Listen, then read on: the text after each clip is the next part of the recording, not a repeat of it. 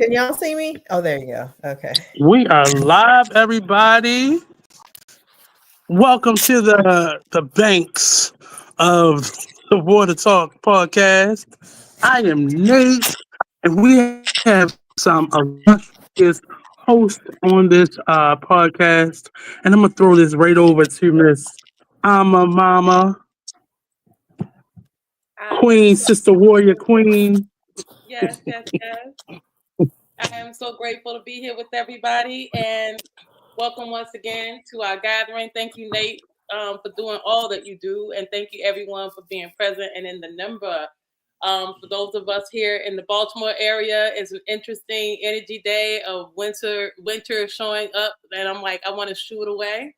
Um, However, we are here, and it is what it is. So I'm giving thanks for that, and I would like to open us up with our start in the spirit of the season to talk about things that we are grateful for. So I'll begin with a brief little story about a mama. I love my community mamas. And this is a friend of mine's mama. And she said, I want you to know that if you can find one blessing, she said, if you can find one blessing, you can find one more. And if you can find two, you can find three. And so that can be a real strategy to move through the energies that can be interesting for many of us. So, today I would love for us all to go around and at the beginning of it, maybe let's share three gratitudes or three blessings, three things that we like to elevate in the conversation today. And I will start by saying that I am grateful that we have replaced the TV that my cats broke. I am so thankful. My kitties jumped up and knocked down the big old TV, and they told us we don't want no big old TV no more because it was on the floor when I got up in the morning. And we've had no TV, which is fine, but it's nice for family time. So I'm grateful that we now have a replacement TV. Yay. I am also grateful for the signs that winter is coming. It feels like even though I don't like cold weather, you can keep it. For though I know my cold people, I know some people who are champions of cold weather. I am not one of them. But I give thanks for the signs of the season, and I give thanks. What else do I want to say I'm thankful for? I am thankful for I'm thankful for this life, and that today recently I was able to make peace with my inner little girl, and my inner little girl told a whole lot of people off in my therapy session. My little girl told a whole lot of people off. And I felt so much freer after she said what she needed to say. So those are three things that I like to say that I am grateful for: the new TV, the signs of the season, and my little inner girl telling folks off. Then who would like to go next?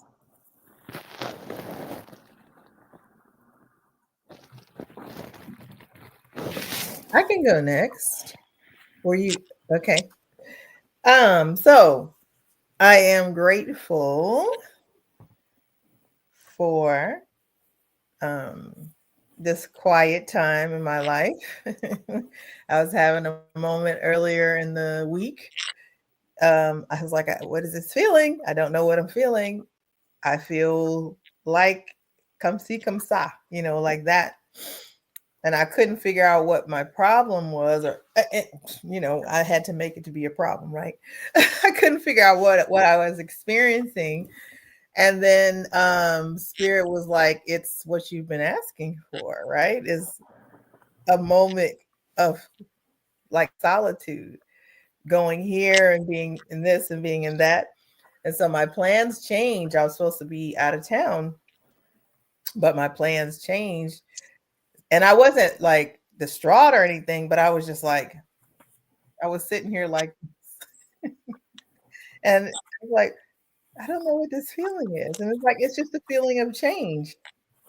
You're used to doing all these other things. You're about to do some new things. and you don't know what to do with yourself in this very moment. So it's okay. It's all right. So I'm appreciative of that. I'm appreciative. I just had like I've just recently discovered that I probably you see it here I'm saying probably because I haven't accepted it, but that I shouldn't be eating gluten.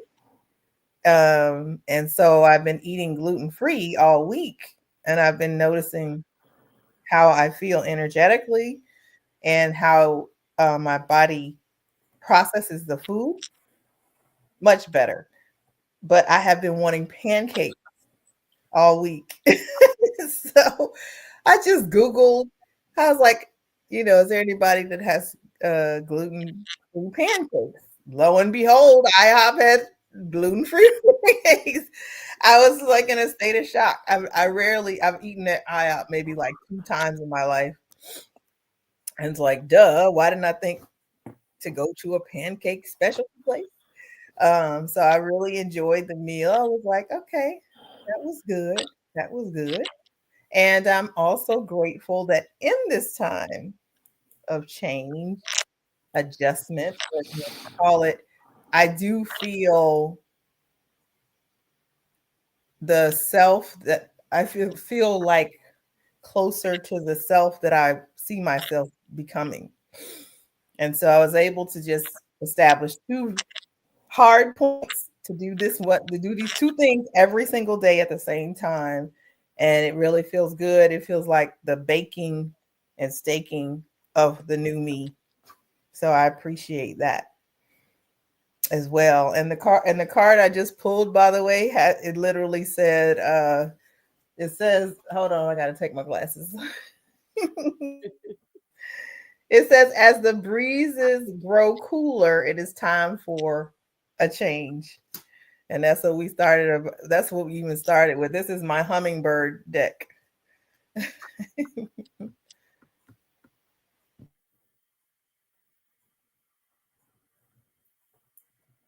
I think I can go next. Um, so what are we grateful for? I'm gonna be honest. I'm grateful for options. I'm grateful for um just space and time to like grow and learn lessons, and not be hard headed anymore. Um, and I'm grateful for this opportunity or the possibility of tomorrow. I know it's not promised, but just the possibility of what tomorrow could bring. Um, those are the things that I'm most grateful for. I'm learning to be humble and quiet and respectful of the quiet. No matter what the storm is, but just the quiet moments as we get over. So that's where I'm at right now. That's my gratitude in a nutshell, real quick and sweet. So I guess that leaves me. So when you came on and said, "What are you grateful for?" I immediately went into my grumpy phase. It's like, oh no, not again. Thanksgiving, people get so grateful. Blah blah blah blah blah blah blah. Blah. Let's change the name of that day to Football Day Thursday. I was like, "Ugh, I don't want to do this. Maybe I can, um, say the cat has an emergency, so I can get off the air and go do something. And by the time I get back, they'll be through this grateful phase." So I am grateful for my grumpiness. It is my best friend, and my grumpiness, what it does do, it gives me an opportunity to go in the background here to ask myself, what am I grateful for? So it provides a nice front. So I am grateful for my grumpiness. It is my best friend. It is my only friend in the world, my grumpiness. It never fails me. So anyway, that's one thing. Number two, I'm grateful for Crystal because what she said about being grateful for this time of year and what she's going through. I'm like, that's what I'm going through, the change. And I just came back from my 3 days on the sands for my birthday, and it was peaceful, quiet, low key until I came back, and then all hell broke loose with myself, and I knew what it was. It was just an opportunity to flush out the old in preparation for the new. Um, and it was Montezuma had his revenge, his wife had her revenge, and the three kids had their revenges all at the same time. But we made it through. And so I'm grateful for the awareness that, when we're in the middle of stuff, there's always the other side. There's always the other side. Now, it may not come exactly when we want it to, and we're going through, our, as old folks say, hell and high water. And there's the other side. And so knowing that there's the other side, knowing that, there's, light at the end of the tunnel, as you say, or, it's darkest before it's dawn, that helps you navigate through. It helps me navigate through. It doesn't make it any easier what the hell I'm going through, but it's still that knowing that we're gonna get through this, and then let's see what it looks like, what it be like, what I be like on the other side. And the third thing, and I'm also thankful for Nate because he gave me the third thing, possibilities. And so since I am anti-established holiday man in the United States, I get to change what this Thursday is. It is no longer Thanksgiving for me. It is football Thursday. And so I get to choose how I want to spend that time on the couch with the remote control, watching the football games. We're not watching any Thanksgiving Day parades. We're not looking at anything Thanksgiving. So I am grateful for possibilities. And I'm grateful for my sense of humor because it tickles me. It really tickles me. So I'm done. Your sense of humor tickles all of us. I think that if we ain't got a good sense of humor, this thing is heavy. So I appreciate that. And I appreciate your grumpiness. I appreciate possibilities. I appreciate change. I appreciate quiet space. I appreciate this TV. If I could just get it to log on to the internet, I'd be even more grateful so we can watch football on Thursday or whatever show we want to watch. So I am grateful for all the things that you all have brought forward. And I appreciate you really speaking specifically to what happens when we transform our perspective. And that's what you did. I felt that really strongly. And I think I feel that in a lot of what is maybe in the air right now, a transforming of the way we look at things. When I heard Nate speak specifically around, being present, being in possibility, being in the flow with the change, Crystal maybe moving into some new spaces, I love how you took your grumpiness and owned it, remembered that it is your best friend. Like that is such a powerful thing. And even for me, like when I talked about my inner child, and here's the thing about my inner child, like people talk about inner child work or whatever, and I feel like, what are y'all talking about? I mean, I get it, but I didn't get it, but I got it, but I didn't get it. And I've been getting it more and more, especially because of the way my person took me into the journey to change my perspective. And that wasn't the intention with that person. My therapist was around. We started with one idea or one thought, and I gave myself the higher thought. I was very, very, very far from the high thought. I was like, I don't know if I'm going to be able to make it to that high thought.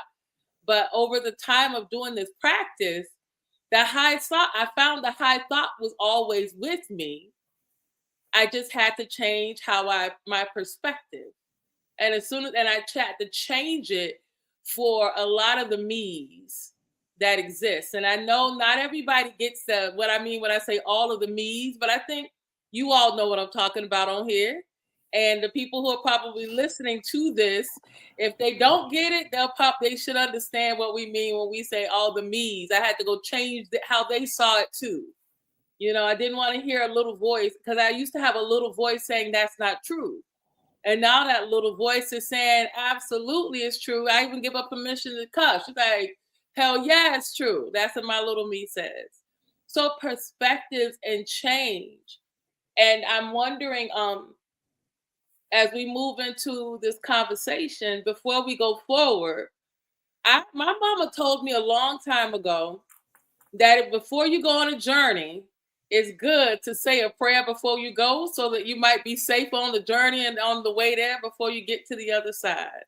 So I want to take a moment and just, ground in and say to the space that we've curated, and give thanks for everyone who is here and our continued connection and covering.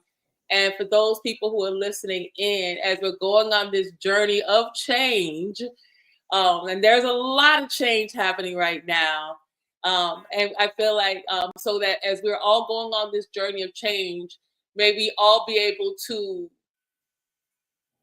get the lessons we need, share the experiences, have laughter, self-accept, navigate with peace and balance, and accept our grumpiness and our anger, or whatever feelings that show up. But may they all support us from this day to the next day, and definitely through the end of this conversation. So I'll just leave it there, real simple. We're here together, and we're gonna go with it.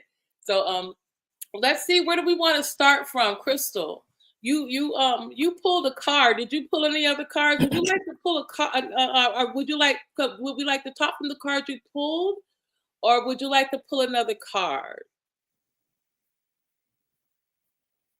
And you're on mute if you're talking to us from the side. I had already pulled one. I was trying to listen to you and look at it at the same time to understand it. It says, can you see? No, I got that background. It says the master artisan. And the first thought that came to my mind, because we're talking about change, is becoming the master of myself. That's what I was thinking about. But I think it's also interesting that the center of this podcast has to do with artistry and artisans. So I was thinking about it still from that place of the gap that I feel is like what I know and then what I don't know. What is that? What are the things that I'm going to be doing? What are the seeds that are flourishing now that I would need to become comfortable with? And I'll take us when you move on to the next person. I'll take a minute to read it, to see what it says, and then I'll share. I could read it now, but I just was like, what if it has nothing to do with what we're saying? I'll go ahead and read it now. How about that? That's fine. To keep it simple. All right. It says, inside a bright, can y'all hear me? Because I done turned my mouth. Okay. Inside a bright and bustling artisan's workshop, apprentices are busy at their work benches, which are arrayed with the beautiful fruits of their labors. Oh, I can see that. I understand that. The master artisan pours a number of beautiful shining gems into the open hands of one of his apprentices. This card indicates that you now have the opportunity to offer your talents, your purpose, and your gifts to the world, making a contribution to many. Don't be shy and don't hold back what you have to share. This is not the time to hide your light under a basket. That's funny to me for another reason. Let's see. I'm going to read this part real fast to myself. You may now find yourself teaching nurture. Okay. Okay, that makes sense. It's going on to speak more about that. But the reason I laughed at the first part where it talks about you're like an apprentice and you have all your stuff on the table earlier this week, I was like looking at my house and everything that I have in it. And I was like, I have a lot of tools. And now it's time for me to put them to use. So that's the card. Does that resonate with anybody? It definitely resonates with me, especially the idea of the master artisan, right? And having your things and to not hide, because tying that in with perspectives, it is really easy for me to be self-critical, and I think a lot of us deal with that inner critic energy. But at the same time, on the other shoulder, my critic is talking. My critic might be talking, but on the other shoulder is my energy of, I don't even know who to call him, but they are essentially, speaking to how masterful I am without trying. And it is very easy for me to want to talk that down. And then I'm so grateful that whatever this very loving voice is like, and why are you trying to talk it down? Like, didn't we say you're going to be your own best friend? And so in this energy of being my own best friend, it continues to say, and so you did it, it's done, and move on, as opposed to, ruminating about, if you're talking about making, was that note just so?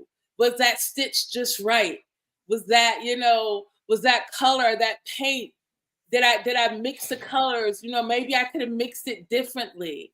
And that kind of rumination is not the energy of the forward movement that I know that I'm calling in, that I feel the opportunity for, because, as I said, I've seen too much evidence, even when I was not being kind to my own self, like when I was being my best bully, I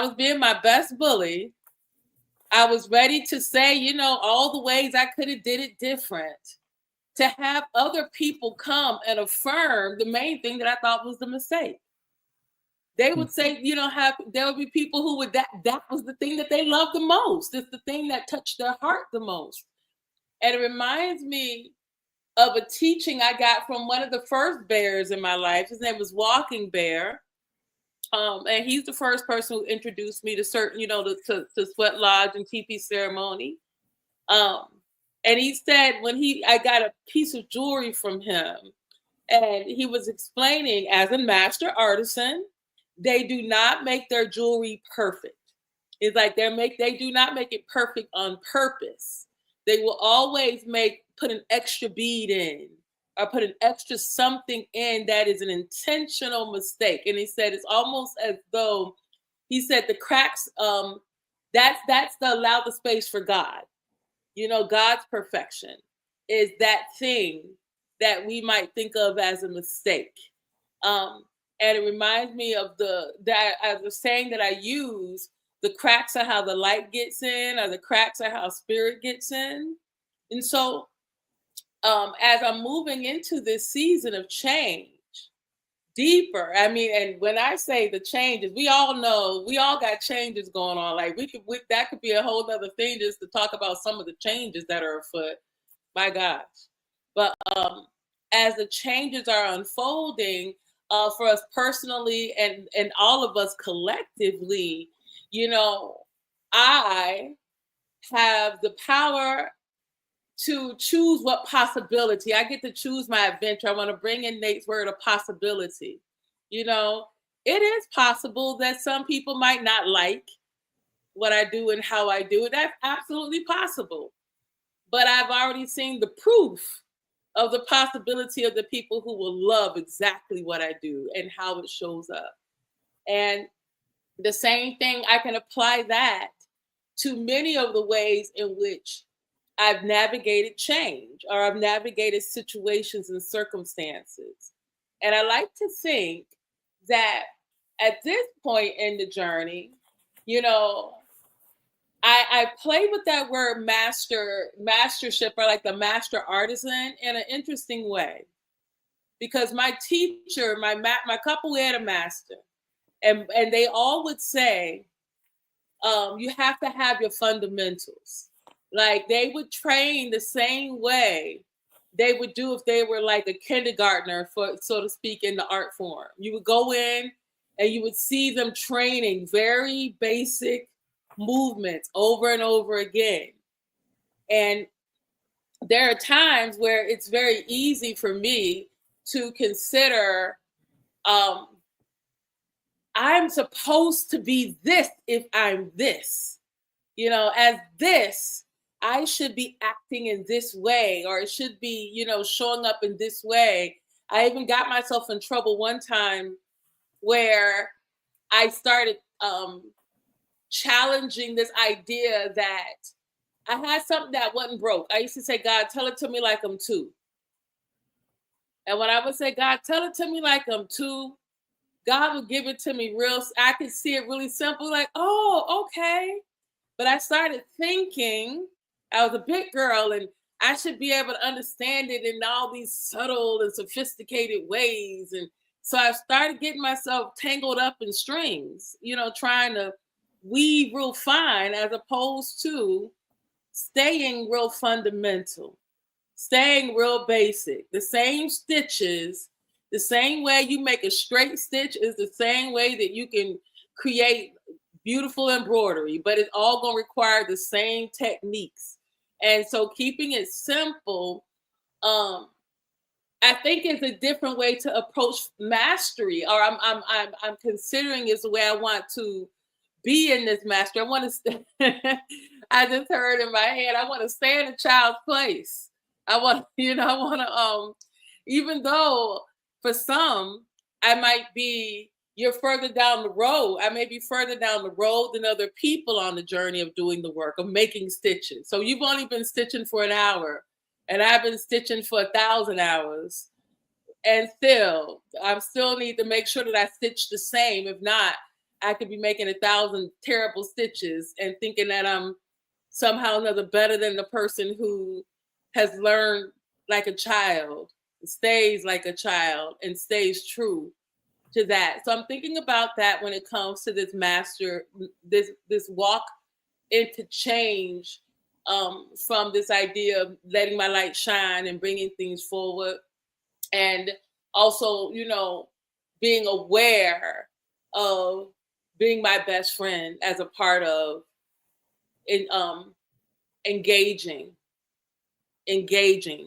with the changes at hand, as opposed to my worst critic, or my worst enemy. So that, that's some of what's coming up for me when I saw, when you pulled the card, the master artisan. And I'll wrap it back around by saying, I had the opportunity to do a Zoom conversation with a bunch of children for a song that I wrote. And these are some children, who their choir director found my song. She wanted to sing the song. She said, the children want to talk to you. And I'm like, okay, the children want to talk to me. Okay. And they give me these questions, and I have this opportunity to get online and answer their questions and chit chat with them. And, I got through it. And at the very end, I was like, what should I do? And in my mind, I said, I want to give them a word of wisdom about the role that chorus played in my life. That thing that I did that I love to do, being in a chorus as a kid, it's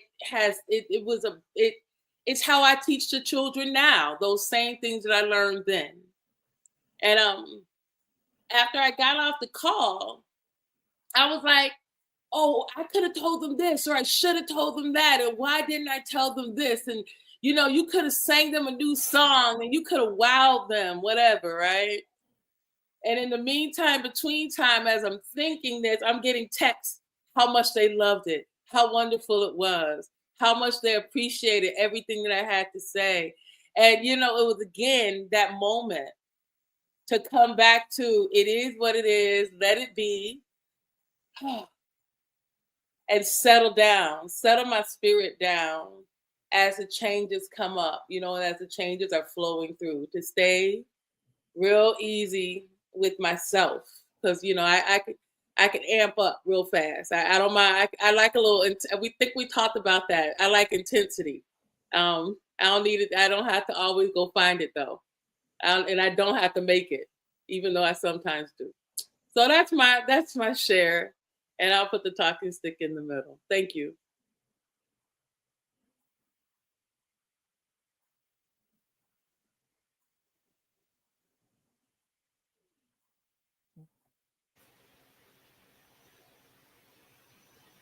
Yeah, we looking at you, Rev.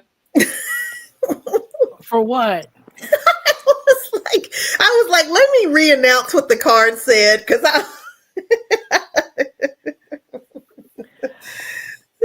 do you remember what it said? Something about artisan, master artisan, or something. I was at the beach. Let me confess, I was at the beach. I was at the sands, and I was like, you ain't here. It's like, no, I ain't here. I'm at the beach. And the reason for it is because I think I am at the part of the conversation about the inner child. Yeah, I was hearing everything else since then, but I'm at the inner child. And the reason being is because when I was at the beach, was it on my birthday? One of those days, who knows? And I was walking to the ocean, and I had sort of a spontaneous soul retrieval experience. And soul retrieval is sort of a shamanic experience where you are part of your essence is sort of, you're reunited with a part of your essence, your sense of innocence, or your sense of strength or courage or something like that you thought you have lost, or you couldn't find it. Is sort of, you know, reunited with you, and you have this you reconnect with an aspect of yourself. And so as you all were talking, I was re experiencing that. And the experience was such that I was walking to the water, and I just closed my eyes and just being present to the way, the wind and the waves and the sounds. And the vision came up where I saw my inner child in a room, in a room big. Well, it looked big to him. Empty room, sitting in a corner, crouched down. And it was as if it was time to reunite with him.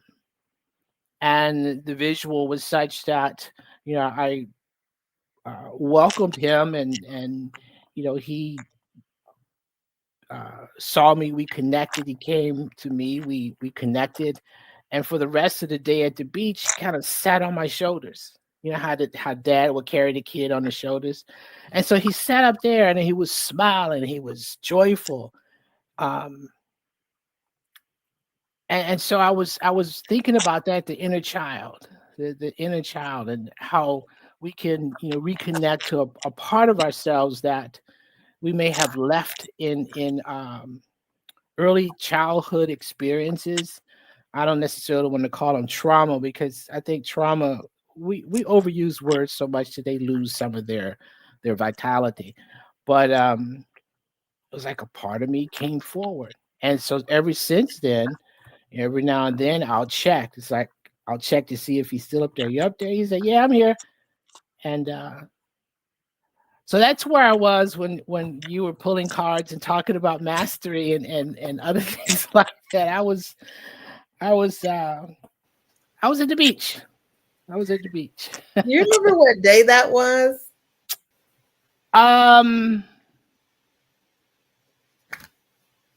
Yes, the 12th. Tuesday, November 12th. Tuesday. Okay. Yeah. I asked because I had an experience at the beach, and when you started talking about yours, I was like feeling a bit overcome energetically. And so I was like, I wonder were we at the beach the same day? I um I was there from Sunday to Wednesday, so mm, from the 10th through the 13th, I was there. let me see. Yeah, okay. Well, I mean, close enough. I was there on a Saturday, Yeah. and what I was trying to, so when I have synchronicities, I look at them as pieces of the puzzle. And so I was trying to put the puzzle together, right? Because I was like, did I have an inner child experience? And oh no, you called it a soul retrieval experience. So I was trying to look into that for myself. But when you started talking, I was like feeling it again. But what I did experience a part of myself from a past life. I know of this past life story where I lived by the ocean, and I definitely felt that energy come in. Like there was like, how things are in your head, and then it's like, yeah, this was my name, this was my da da da da, this was my experience, but then it was like I became her. um and so I think maybe that's what my spirit wanted me to pay attention to when you said soul retrieval. I was like, oh, is that what that was? Well, for me, soul retrieval is an experience of wholeness. It's an experience to remind us of our wholeness. That it's like we are whole, but then life experience is such that we sometimes feel fragmented. And then those who are aware of their you know um, many lives, uh, it's still that remembering them is remembering them. And so you're bringing this wholeness to your consciousness. You're opening up to experience in life from this whole big picture. And so soul retrieval and bringing the inner children and experiencing past life, and to me it's all about wholeness. It's remembering our wholeness. It's remembering our wholeness. I really appreciate you talking about that remembering part, because that's literally how the journey went for me. When I went in and I talked to my person, he wanted me. When I talked to my person, me and my therapist, I talk about my therapy. He's like, he one of my people, so I talked to my person, and as we were doing this particular working, literally what you're talking about, I entered in one thought. I entered in at one moment in time. And then I started sliding between timelines. I started like other memories kept taking me down, down, down. And then when I came back to do it with him again, I had other memories that took me in the other direction.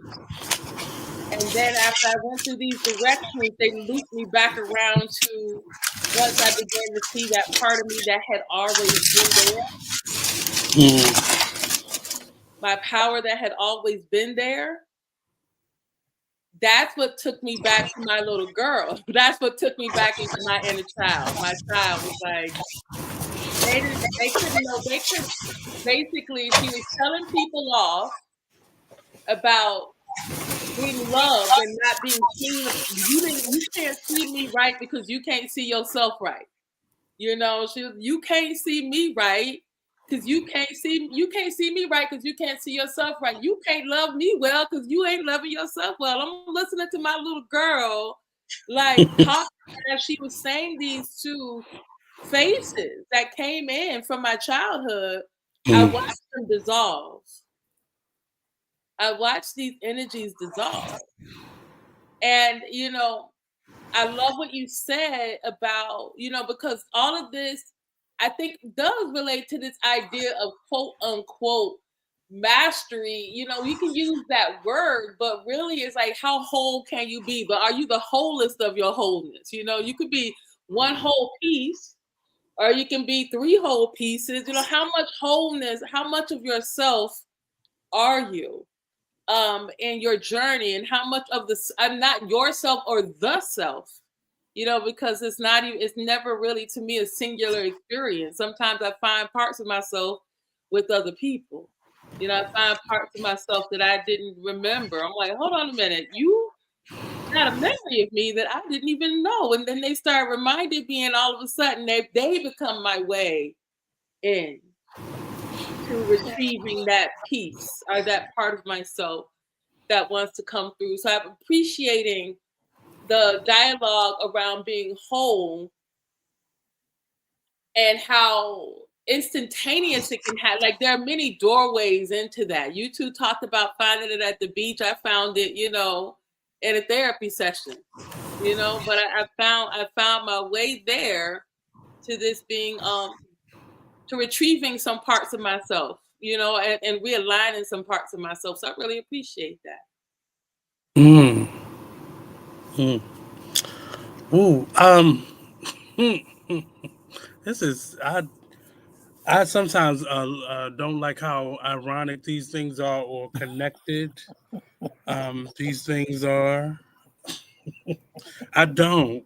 Because it'd be like you sitting in the congregation and you think the pastor talking to you. Like, I just told you this in confidence, and you out here spilling my business on these streets.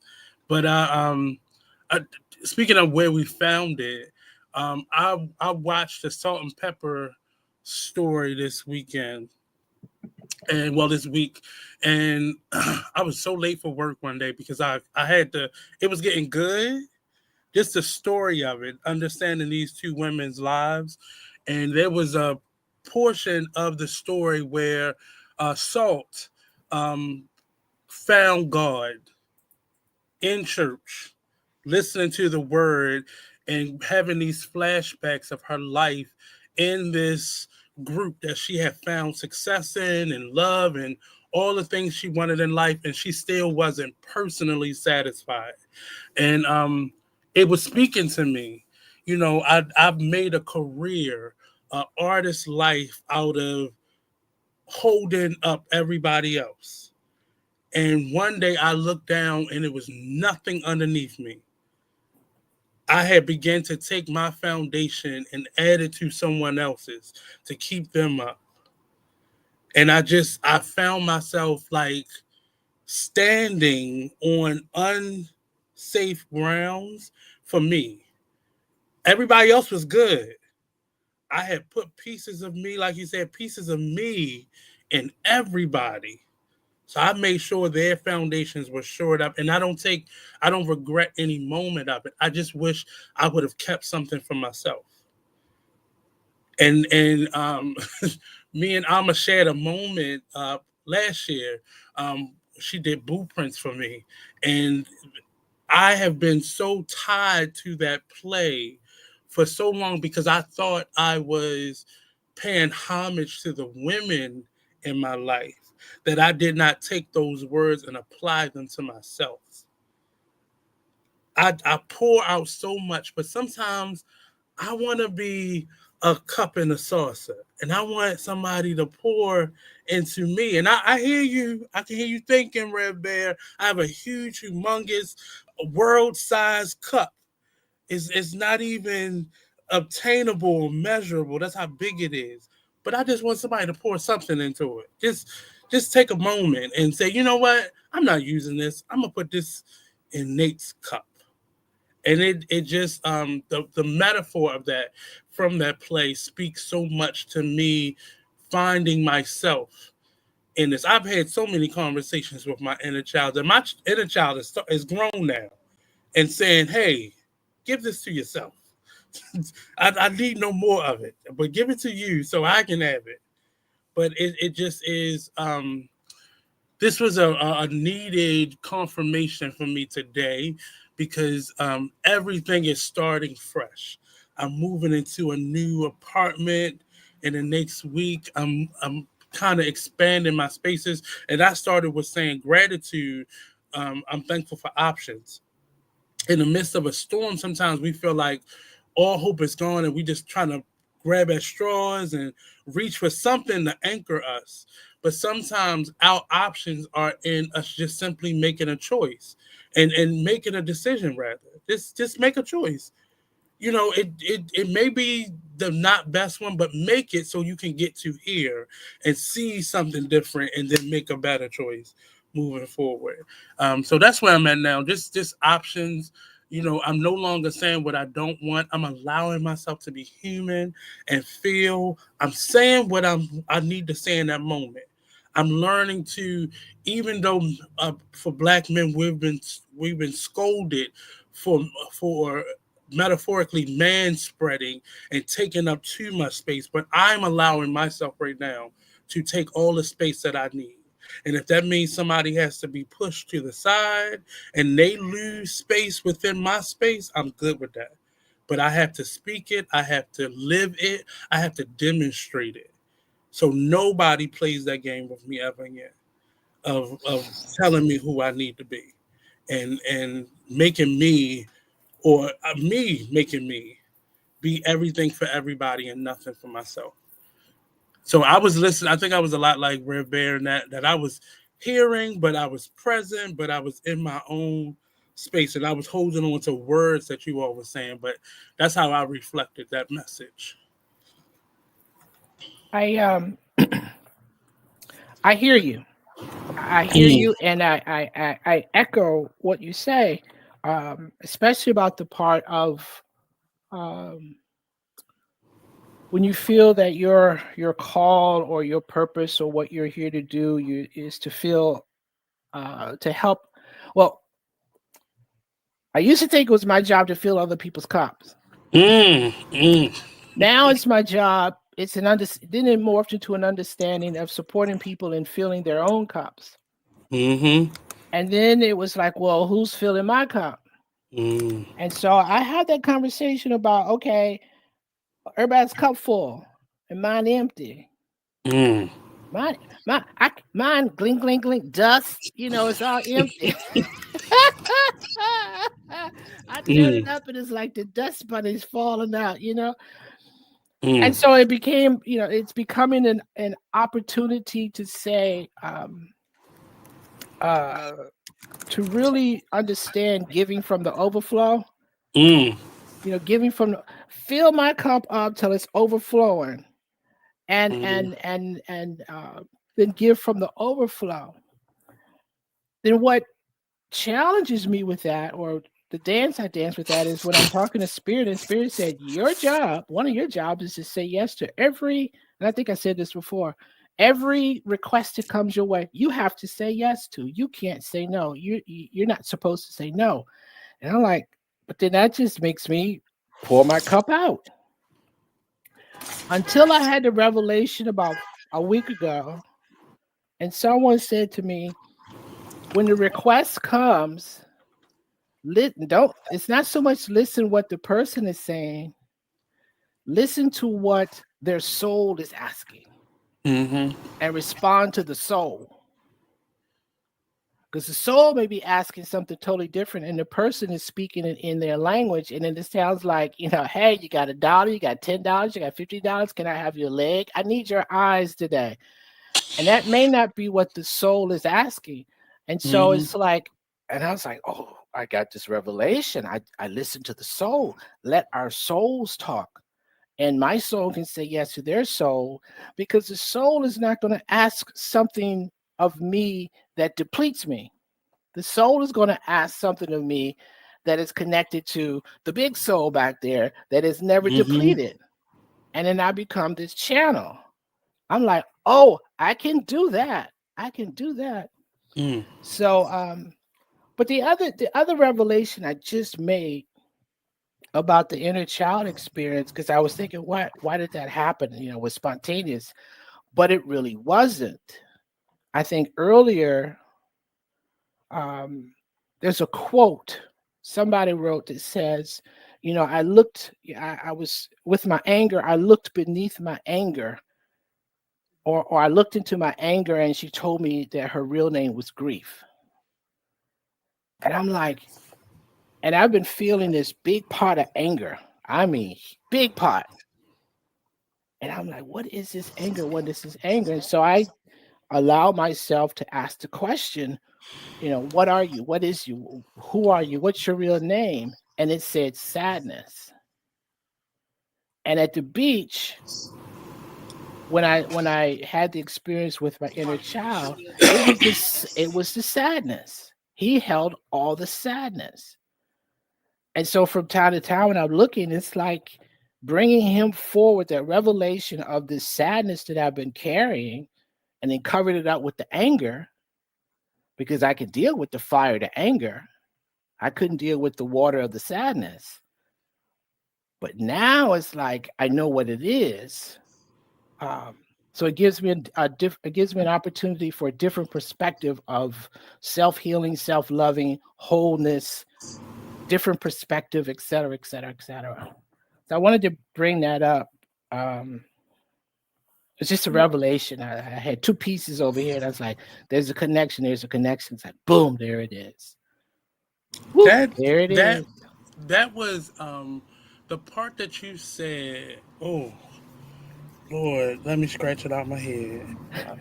It just The soul answer. right. Yes. Mm-hmm. Like that is, and me and Amma, we spoke about this before. That help versus support. I should not leave, and whoever you call your higher power would never want you to be depleted in you giving, especially giving honestly. And that's something that I have to understand. Anybody who works with me in any capacity, I always wind up asking them, what is it that you want? And they normally say, well, I want this for my children and I want this for people. And I ask them, what do you want? Because that's what I'm listening, like you just said, and I didn't realize that's what I was doing, but I'm listening for what their soul, my soul is speaking and to give into them. And because sometimes people ask you for $1,000 because they think that that's what's going to solve the problem, versus you giving them some wisdom that helps them to get right over whatever that hump is and go right to whatever the master plan is. And that needs to be a book read there, a workshop on how do we listen. And it's just because it's so honest. It's so sometimes and sometimes we get discouraged and we get turned off when someone comes and asks us for something. And they get discouraged when we say, well, I ain't got that for you. But I can give you a word. I can give you a good word.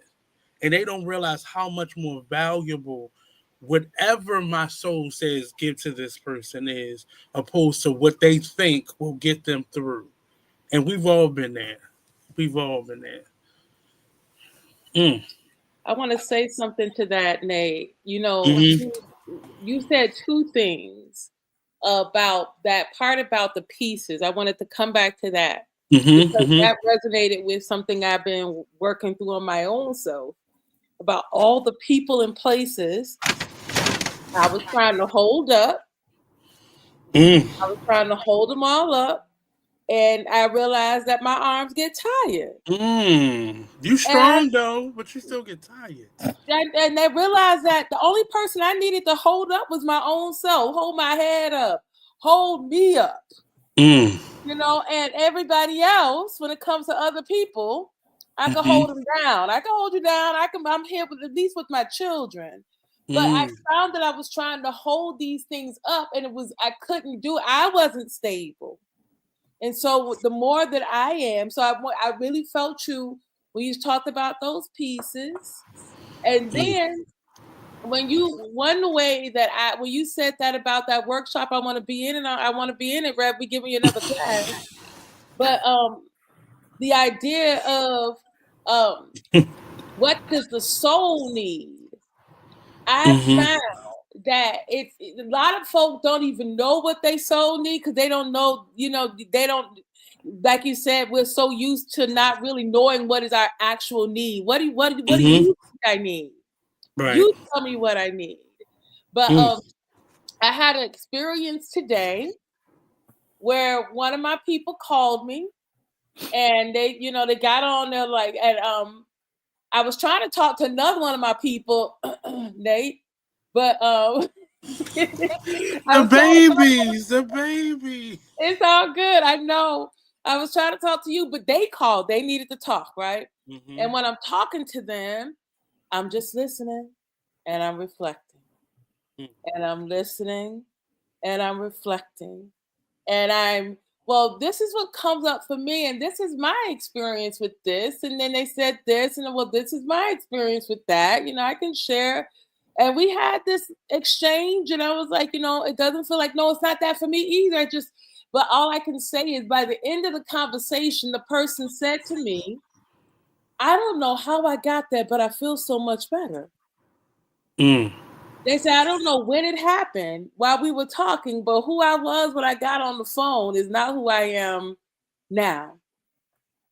Not who I am now. It didn't cost, and as Rev said, it didn't cost me nothing to listen to them and share my stories. It's not my job to fix anybody, and I didn't even intend to. And I was like, I can hear you, and this is what I did in a similar situation. I can share that with you, or this is what's coming up as I'm listening to you, and I used the example for them about, trying to hold everybody up in my arms, getting tired. And for whatever reason, that really rung a bell with this person.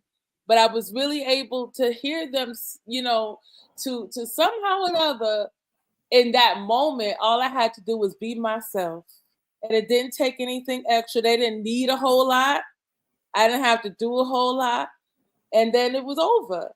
And I said, okay, now what's the next thing is on my to-do? Is this time for a nap or is it time for a nap? I'm just kidding. But all of that to say that answering the need of not, feeling like you got to fix people and do it right, because, I'd rather you tell me if this works for you than for me to tell you what worked for you. I need you to know. And I can't do that. So I just appreciate what you said, especially that giving pieces of yourself away. Because the main thing that is real true for me right now is I'm finding myself deeper in the I am.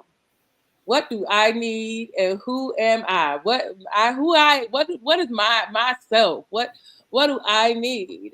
And it doesn't. I'm okay that it feels for some people, even to my own self, like I'm full of myself, because I understand there ain't nobody else for me to be full of. There ain't nobody else for me to be full of but me. And that's been a big thing. I've been trying to get rid of all the other people inside of me. Like, who are you? And why are you here? Get away, get off, shutting the door. As soon as they start opening their mouth, well, you know what? I don't even want to. I'm going to pinch their lips like my mama them would do. Pinch their lips to not let them talk. So I definitely am feeling this conversation around that and bringing in the understanding of who I am and who I am becoming as a part of this transformation experience. Because I'm not. I need to figure. I'm coming in a relationship with what that is, because I just heard you say you got to move too. I got to move too, and lots of changes happening. Oh Lord. I just sent that cashier's check in, Lord. Now I'm so broken right now. there is a philosophy that says you spend the first half of your life discovering who you are, and then you spend the second half of your life giving it away. And so there is a there is there it, and the giving it away is not giving yourself away to the point where you have nothing left. It's sharing your wisdom. Right. Yes. It's Because sharing you your can't wisdom. take It's it with sharing you. your experience. It's sharing your knowledge. That's the part of the what I learned through the first 20 years of my life, or what have you. So there is part of us is to share, but we have to be mindful of what we're sharing. We don't cut off our right arm, and share it, but we speak about our acknowledgement of what our right arm represents in our life, and we share that wisdom. And so there's a difference. And then the ocean. If you're the ocean, your job is to provide for everybody. But understand, the ocean doesn't get out of its bed on and come on land and share it. It says, "This is where I am, and if I have wisdom for you, but you have to come to me. I have food for you, but you have to come to me. You have to do your part." And so that part about knowing who we are is true. If you're a tree, you're gonna hold up some stuff. That's your job. But the tree doesn't cut down its roots in order to do its job. It fortifies itself first, and then it does its job. And so for me, it's the learning and remembering of who I am, and then doing what I'm here to do from that consciousness, as opposed to doing it from the consciousness. I want people to like me. I want them to invite me to their birthday parties. I'm going to do this because somebody told me that one of those good books says it's better to give than receive. I'm like, but the other good book says, but you have to be open to receive, because for that other person, it's good for them to get. You have to be able to receive too. There's a reciprocity going on. So okay, I done went off the interstate again. So whatever I said, that's what. Here's the third thing. Give thanks for awareness. Ashe. We're not supposed to so much feed people, and we're not supposed to tell people this or tell people that, unless God gets in your ear and says, you better tell them this, because they ain't listening. So sometimes we are the voice that says, your issue is this today. And then we've done our job. And we didn't do it from this place of I know and you don't know. We're doing this part because it's our job to be the vessel.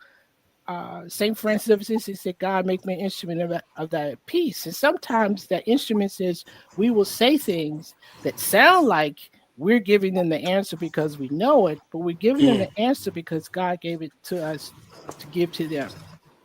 Yes, I appreciate that. And for me, like I was thinking about when y'all were talking about your cups and how you give, and I was like, that was not my issue.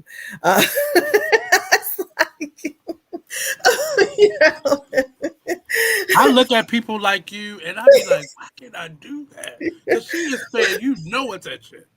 And I'm all in. Well, what I was going to say was, and a lot of times people will be like, she's selfish. But even still, my cup would end up not so full, because what I would be doing is like fighting for the time to fill my cup. I knew I needed to fill my cup, but then relationships and such and affiliations, I would feel like, we're the way that society works is that everybody puts 5 on it, but unfortunately in these groups, you'll find that there's more like people putting 60 0 0 0, like all a bunch of zeros. So I would be like, no, it's looking imbalanced. I'm getting out of here. Then I would spend the rest of the time, or most of the rest of the time, mad that I let myself get in a situation again, whereas those dynamics, and then I would be exhausted from the fight that I was having with myself. It's like, it's real. I'm trying to bring, keep things balanced. I want to put 5 on it, but I want to also make sure that this situation is happiness and joy, as well, because it's just not going to work any other way. And so when I was sitting here, I pulled another card that's talked about empathy. And I do know that was the thing. That's a challenge for me. It's probably still is, how life, your life is quiet. So you don't know how far you come until a situation comes up for you to demonstrate your growth.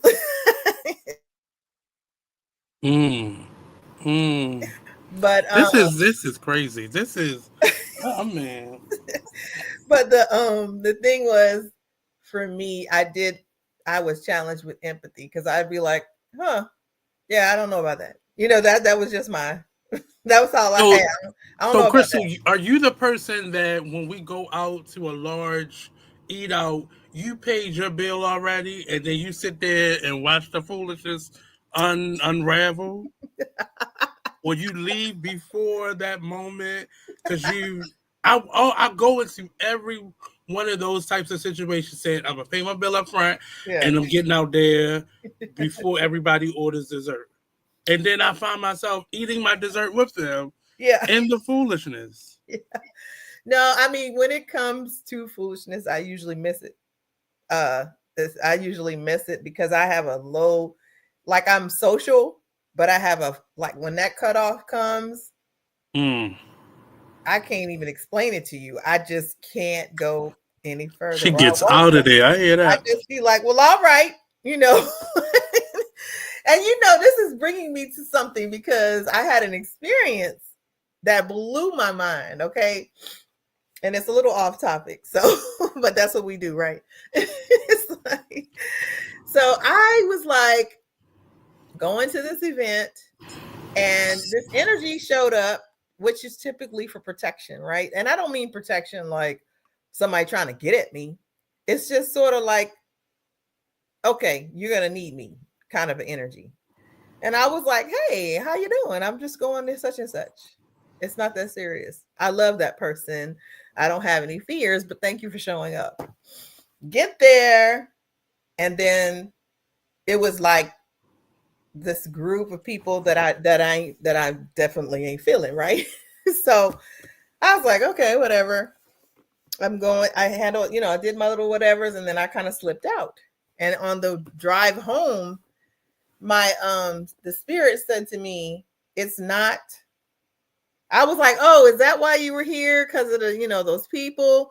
And the spirit was like, no, I was here because what's the reason you couldn't really stand that space is not because of the people that you so-called don't like. It's the alignment of the people that you love that connects these people, that's connected to this group. I was like, what? So it's like what you're kind of needing a little shielding from because you're closed when it comes to people you don't like. And people that you love, that you're open. So because you were going to someone's place that you loved, your energy was wide open. You were not managing your energy. And that's why I showed up, because you were not managing your energy. And I was like, that's crazy. That's wild. And I was thinking about it in so many directions, like how sometimes there are people that we just won't see anymore when we're not aligned with them. And then I was like, well, maybe that's also happened in the past where there was someone that I'm chilling with that another person couldn't hang with me because of the connection energetically it's like I'm the amplifier of the energy to the person, not the person they don't like. It's amplifying because they're open to me. Does that make sense? I'm trying to manage those types of relationships because I'm a get out of here type of person too. And that I sometimes, a friend of my enemy is not a friend of mine. I was raised with older people who used to tell me that. A friend. And I'm Say it a one more friend, time. a friend of an enemy is not a friend of mine. And I struggle with those types of relationships where I've cut someone off or I'm no longer in vibe with that person. And this person is and it's almost like a test that comes to me. This person who loves me and pours into me is so connected with that person. And it's a test of my faith sometimes because I have to say I can't not manage this relationship because of this one that I've cut off. So I gotta show up for this person, even though this person's gonna be there. And I sometimes have cut this person off. I had to because I could no longer be in that space with this individual. And I then feel bad.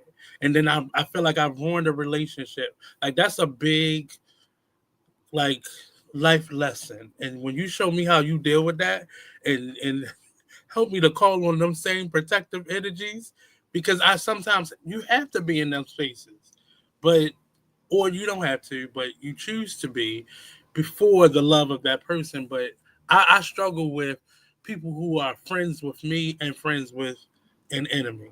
Like that's a struggle for me Yeah, because I don't believe it. I don't I believe think I don't know if this is useful, but what it was the spirit was saying to me was the fact is that I'm open to the person I love.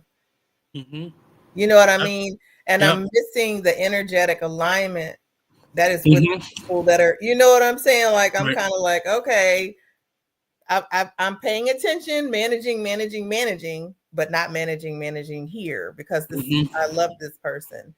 And Mm. so I don't know what will happen thereafter, but it definitely reminds me of like when I have left different groups, when I left the church, you know what I'm saying?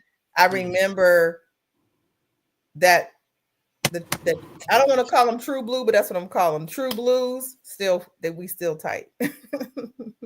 So I think, but I do remember I did go through a period of just a straight cutoff, Mm. which may be kind of what you're talking about. I And might that was for you, right? That you cut that off, and it felt like it was for you, or did you feel like? it was a natural thing, right? Like, because church, you know how time consuming that was. It's like there was no time for socializing really outside of it with the people in church Mm. because they were always in church. Mm-hmm. So when I Mm-hmm. stopped going to church, then there was this space where was given a lot of space because I wasn't going. We had church twice a day. It started with Sunday school. Ooh. Sometimes we had something in the middle of the day that was a specialized teaching.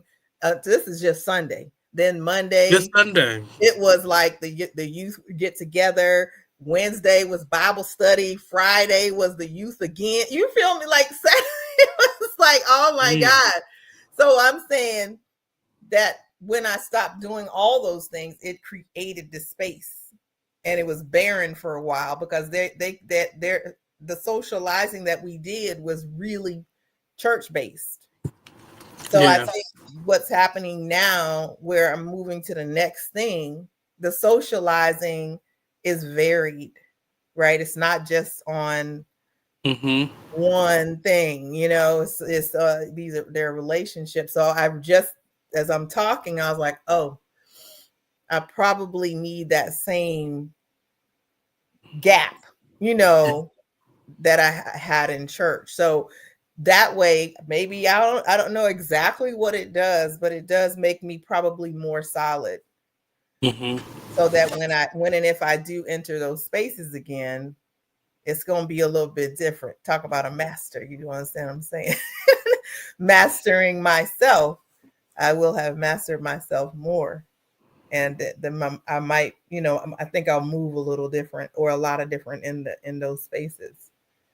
So, I was trying to figure the word that was used, but it was mastering. That's the word I. That is was it? the selection. Yeah, that was the word. No, from what y'all originally question was, Yes. I couldn't remember the word, and now you just said it. Oh, gotcha. Yes. Hmm. Hmm. I I feel was like really "I told you so" is written somewhere. Like I'm looking at it somewhere, and it says "I told you so," like on a wall, or like in this wave that's in our back. Like it's, I just feel it. what is the I told you so for? Yeah, I was gonna ask. Because sometimes we so hard headed, and we sometimes like we ignore God. We don't banish Him because we're too fearful of that, but we just don't listen. And I don't be listening sometimes, but I be thinking, okay, God, but I'm doing this, I'm being this, I am this, but I don't be listening. I'm so hard headed. And plus, life is hella busy. I mean, you know what I'm saying? You're going here, and then you sit still for a minute. You be like, Mm.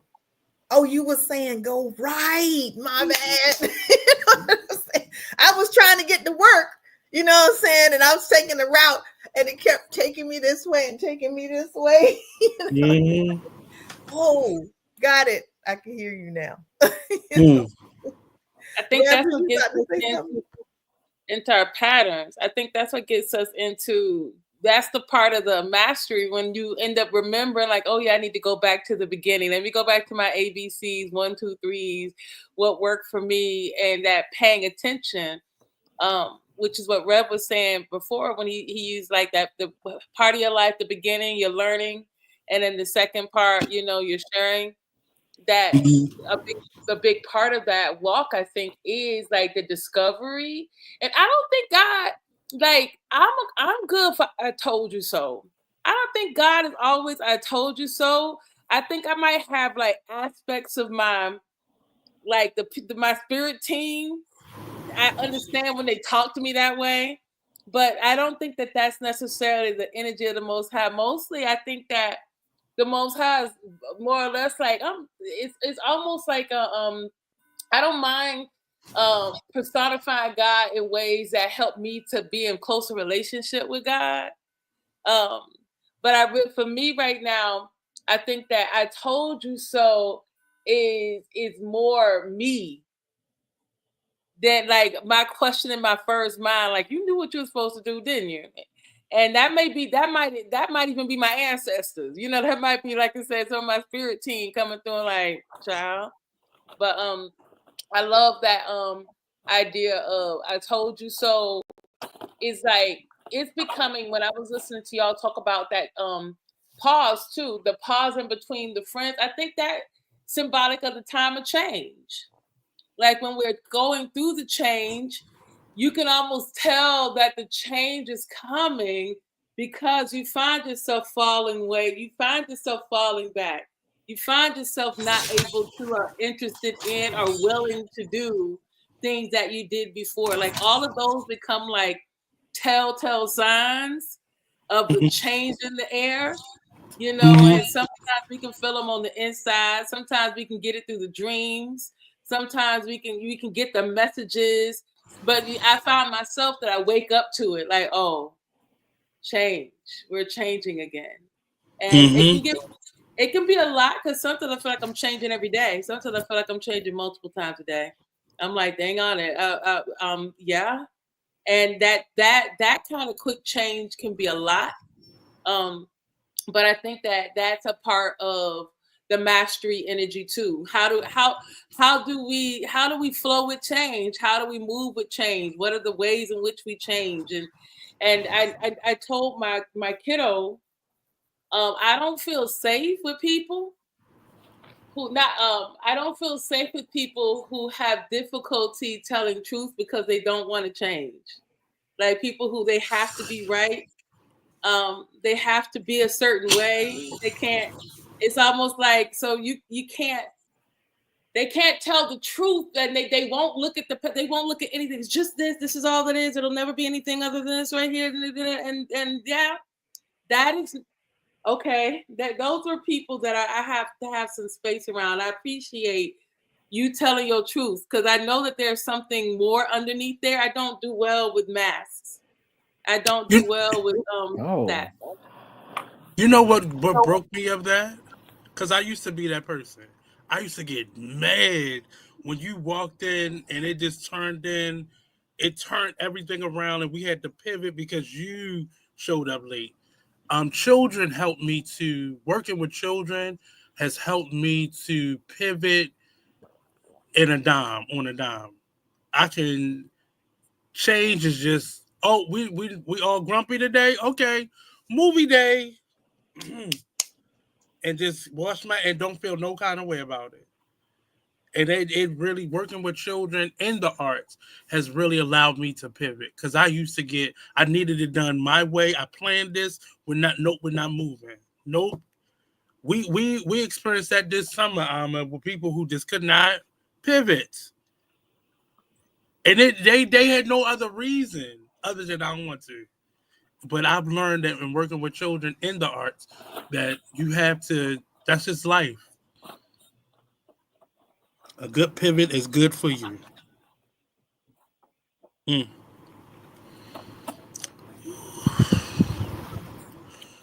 Mm. My soul just said, I am an agent of change. I was like, ugh. Are you the pot stirrer, Crystal? No, I'm when you said that, it just made me think of that. Are you the person who turns that pot?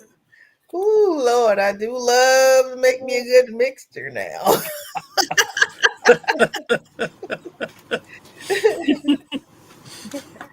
But you know what you were just saying really kind of like that stewed right down to that.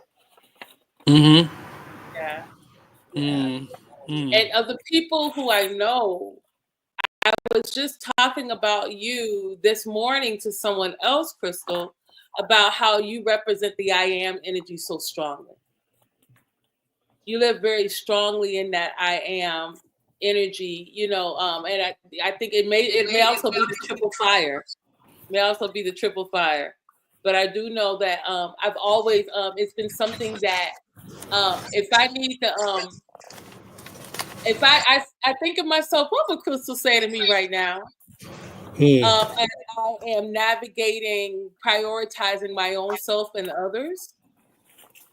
Crystal is you come into my spirit a lot around, centering my own self, holding my own self down especially as I am now making changes. The changes that I'm making right now are really strongly supported by the I am energy, and discovering and then leaving myself a lot, and Rev is helping me a lot. He don't know it, but he's helping me a lot with the allowing it to be birthed energy, allowing who this is to come online and find like seeing all the pieces that are coming together. It's almost like you ever play those putting together a puzzle or one of those things where you turn Wheel of Fortune, like what is the message here? Can I get an E? I'd like to buy a vowel, whatever. Like all of those things are kind of coming together to reveal what the message is or what this change is. But absolutely, you guys live rent free in my spirit around how I navigate change right now in the I am and in the allowing it to be or become. Well, you might kick me out because you said a few minutes ago that you have a challenge with people who wear masks and kind of lie and stuff. For all the things I am, one of my other gifts is I'm a liar. I will lie. Now it may show up as a story, but I know I can fabricate a whopper. And I lie to myself all the time. And so and the other mask I wear is a thief. I'll steal. I know I steal. I ain't gonna try to get rid of them two aspects of me because beneath both of them there's something spiritual about it. A liar is a storyteller, is a master storyteller, but they choose to tell stories to manipulate for their own personal gain. Guilty. Now I'll tell another story to support somebody in whatever revelation I'm being guided to do.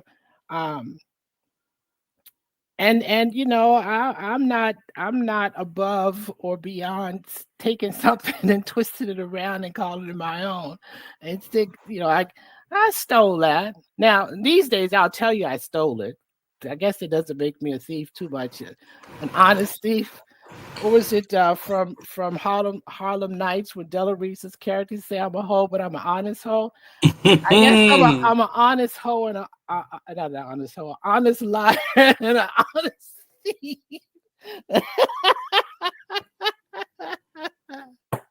Speak your truth. Oh Speak your man, I truth. love it. I love it. Can't See, hide. that was a real channel right there. Wrong show. Wrong show. So and I say all that to say, many things that we're talking about. One of the things that gets me through moments is, the 4 agreements, and the 4th one says, always do your best. Even if the day looks like it is a fucked up day, excuse my French, or we made some decisions that we have judged to be bad decisions, and we're gonna make better decisions. It's like, take yourself off the cross and Mm-hmm. ask yourself, am I did I do the best I could? In that moment, yes, I did. Then just acknowledge yourself. You know, this society and this world will have us judging the best of ourselves into a point where we lie to ourselves about our goodness. Mm. We lie to ourselves about our heart, our giveness, our all of that, because it doesn't look the way we think it's supposed to look, because we're holding on to an old story that we have forgotten is a story. And I say all that to say for myself, or I hear myself say is, Anthony, do your best. Take yourself off the cross and do your best. That's all you can do. That's Listen, all I can do. that's beautiful. And really, when you were talking about this, I've never thought about the masks or whoever we are in the moment as tools. Because when you were talking, that's how they were just kind of like showing up. And I was talking to a friend of mine, and they used one word that I have been writing out on ever since they said it, which was that cosplay. We think of cosplay in a like a fantasy type capacity, playing a role, becoming, overtly that, completely that energy. But I felt like once I heard that word, I'd literally be like, whatever I'm feeling, I'll be like, oh, I guess I'm cosplaying a hurt person right now. And then I'll think about, like, you know, what I would like get into character, and I'll really just kind of ride out about it in my head. And then I'll be like, are you finished with that role right now? Like, I'll be like, yeah, I think I would like to now play the role of someone who's at peace. know. And so Yeah. when he was talking about it, I was thinking, that came out like, oh, this is a real tool thing. This is for real, Mm-hmm. you know. It as a actor, I've learned to tap into that in moments, like a day where if I did not, I probably would have gotten in trouble a long time ago as a teacher, because sometimes you just don't feel it. You don't feel like it. You don't. You are human. You're having a human moment. But as an actor, I've learned how to put that mask on sometimes and be what I needed to be in that moment for the sake of, in 2 weeks I got a bill to pay, and I'm a act right in this moment. I'm just, it's the reality of it. Y'all calling me out on the fact that I'm also too a liar and a thief. Is that what you're saying? Is that what we doing? No, but I think those words seem so harsh, but they it's the reality. Like you I have mean, it to. is. I agree. I just wanted to call. I'm just wanting to be clear that y'all have basically clarified me around. I might want to be more specific about what kind of people I mean when I say, because I tell a story. I tell a good. Rev told me I'm good for saying don't let the truth get in the way of a good You story. you know what I learned about you, Alma? Your smile is your mask, but your eyes tell all the truths. Ooh. I've learned. Okay. I'm We just sorry. calling people out now. What I'm that just, was but I'm going on? just, but we have to realize I don't have, when I'm not feeling something, no matter how in it I'm in it, my face will tell you Nate not in it. And I used to wonder why people be like, all right, well, we don't have to do it. And I'm like, well, why? I wonder why they made that choice. Because they looked at your face and you wasn't in it. And I've seen you smile, like, okay. And your eyes was like, where's the door? I've seen that. But it's fun. It is. It is. And I'm okay with and in that this is the part that makes a difference. Thank you for being a wonderful mirror for me to see myself. because I will receive that We truth. see each other. Thank you for being a mirror Yeah. to help Now, me see now I'm gonna be myself. like, Amma, can you FaceTime me so I can see what's really going on? Yes, I need to see your face. Mhm. It's in your eyes, Miss Alma. It's in your eyes. Just know that. It's not, and y'all don't hear it in my voice. You can't hear it. Do I talk? Does my voice, you can't hear Because it in you my smiling, voice? you're not saying anything. You're smiling. Uh, You're not saying anything.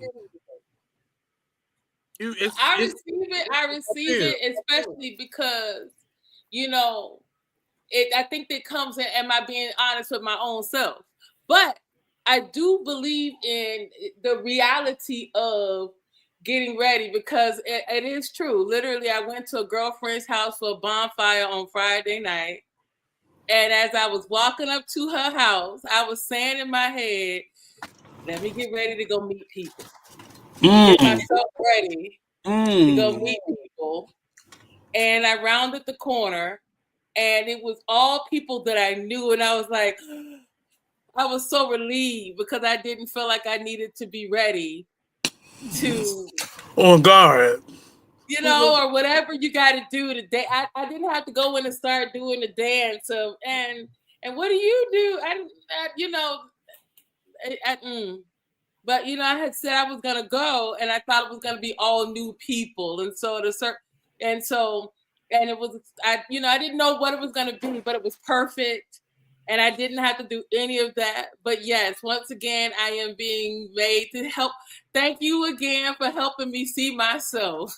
But why can't we, and I do this. I'll be in a room full of people I know or don't know, and I don't feel the need to say anything. I sometimes I feel rude, but most times I know I'm protecting myself. And then the people who naturally come to you will come to you. I just feel like sometimes we should be okay with going into the world peopling without having to say a word or feel the need to be on. And just we don't owe that to people, but I still deserve to be out in a space. Now, I have always been like that in Mm-hmm. groups, and people will still come and socialize.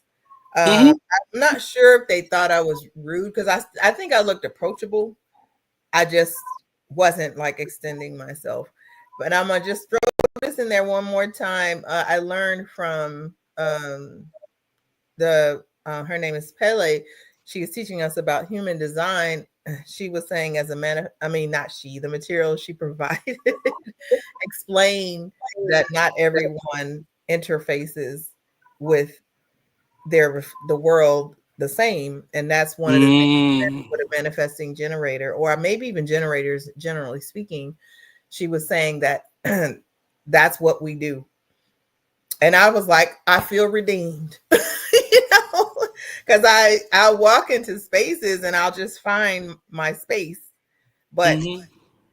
you know it's still, if there's a person that's drawn, they just will come. They'll come to Yeah. me.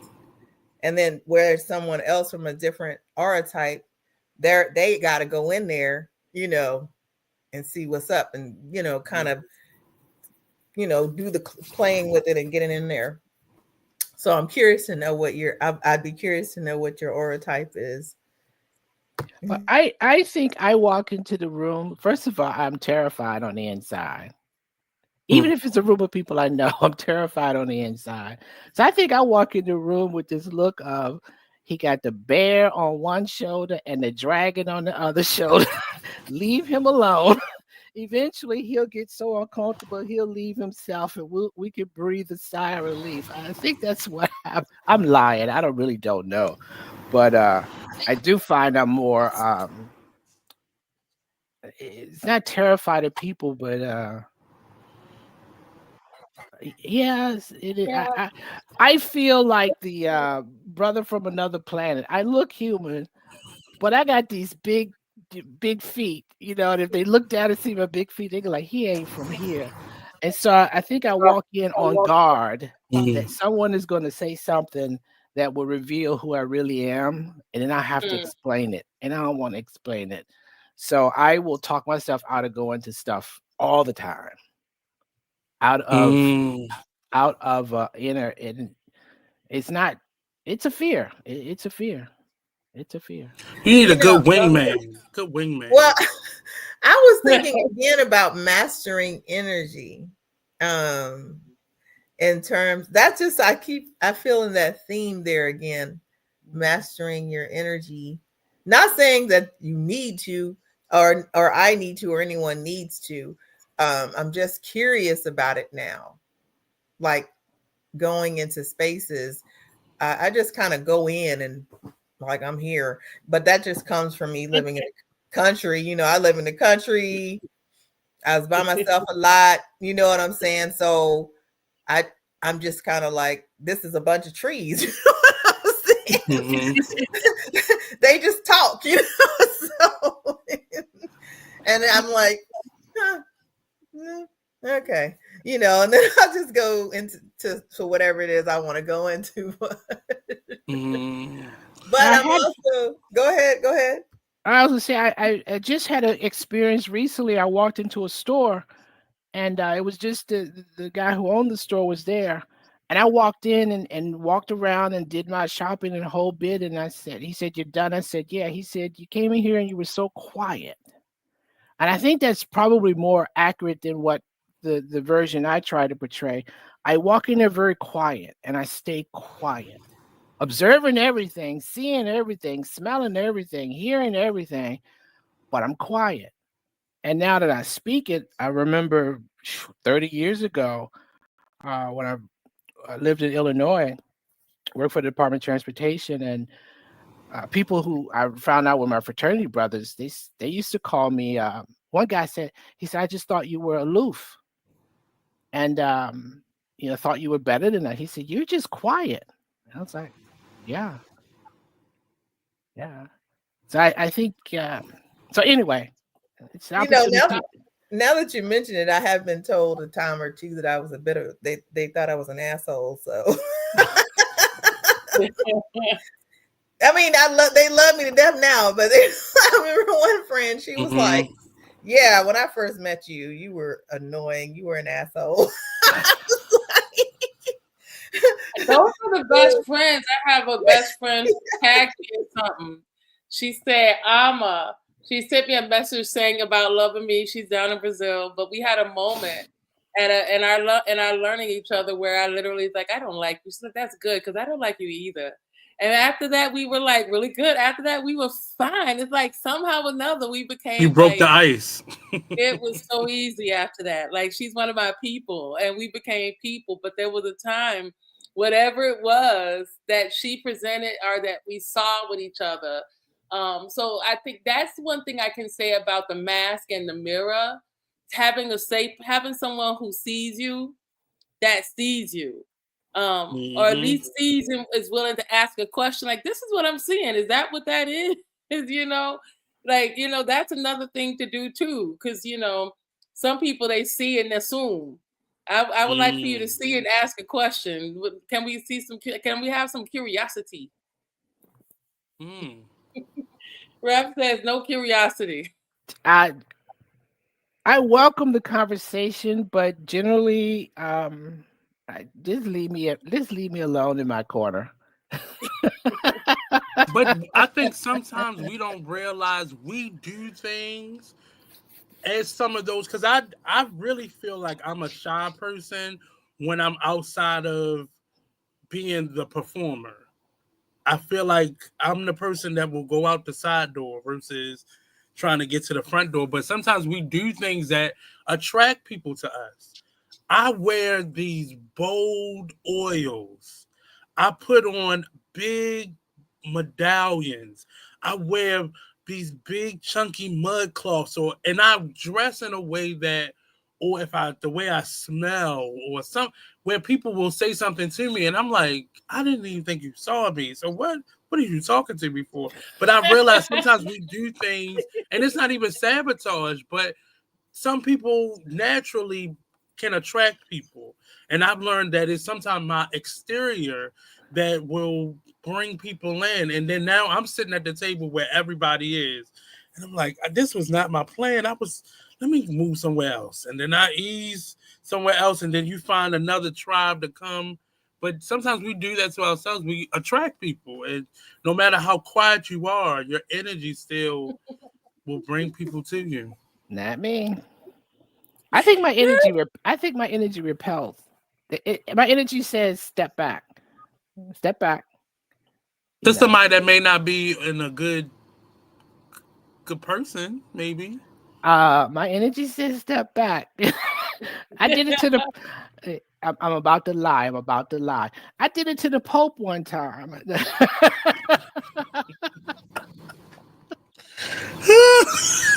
He said, I can Our stories come from parallel lives. So no.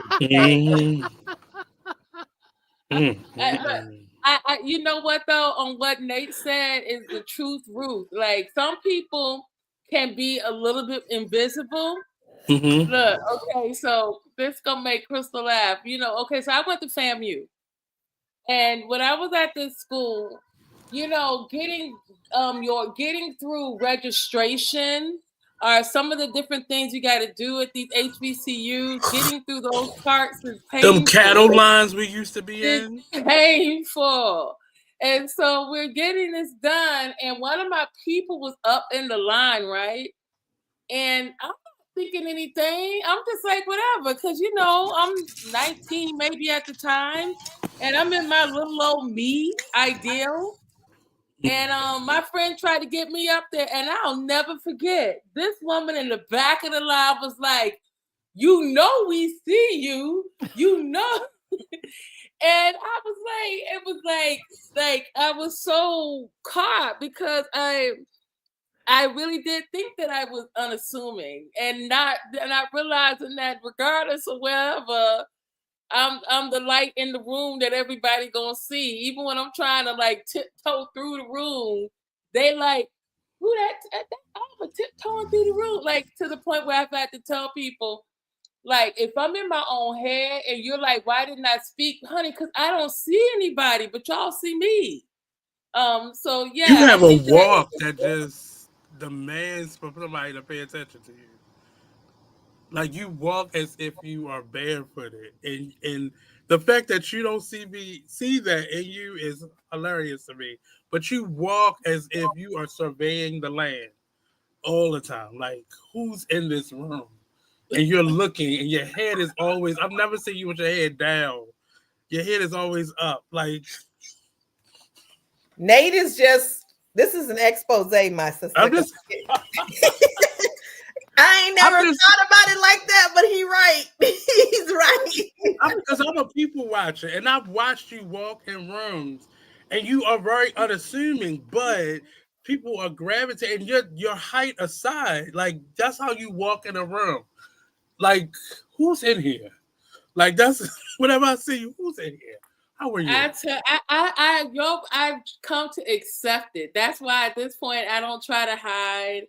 I don't try to hide. In fact, I was gonna talk to you, Nate, about some pieces, just some specific pieces, just because if I'm gonna be seen, let me be glorious. We're gonna be seen, be glorious. That's but I tell people that's my trick though. Like Noah said you walk in the room like a king. Yeah. Everything Nate's saying about armor, I'm like, Nate, that's you. You're talking about yourself. But I've learned that about myself. That is the liar in me. I put that on.